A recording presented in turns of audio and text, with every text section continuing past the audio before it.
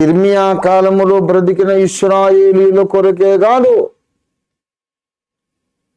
అంచె దినములలో ఉండబోతున్నటువంటి నూతన నిబంధన ఇశ్రాయేలీల కొరకు ఈ వాగ్దానాలు. The new testament Israel, the end time true Israel of God. నూతన జన్మ పొందిన వారే దేవుని ఇశ్రాయేల్. విశ్వాస సంబంధులే దేవుని ఇశ్రాయేల్, అబ్రహాము వారసులు.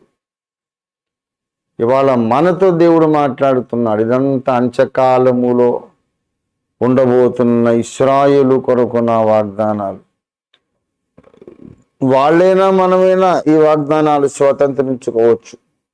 అంచె దినములలో ఉండబోతున్న భౌతికమైన శరీర సంబంధమైన ఇశ్రాయేలుకు కూడా ఈ వాగ్దానాలు వర్తిస్తాయి.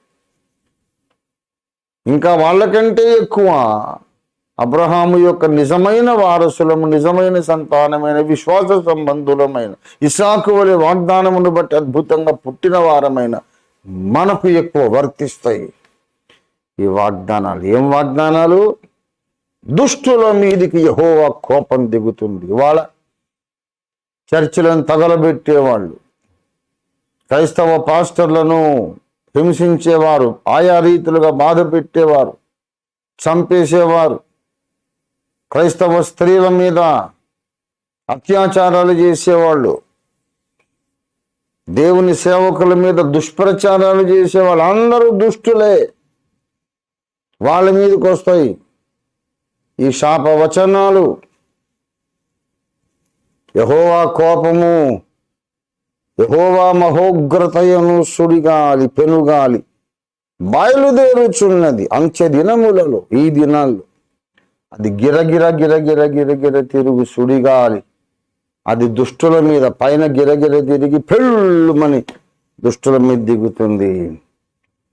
ఎవరైతే దేవుడు ఏర్పరచుకున్న వారిని అనవసరంగా ద్వేషించారో, దూషించారో, బాధపరిచారో వాళ్ళ మీదకి దేవుని ఉగ్రత దిగడం ఖాయము.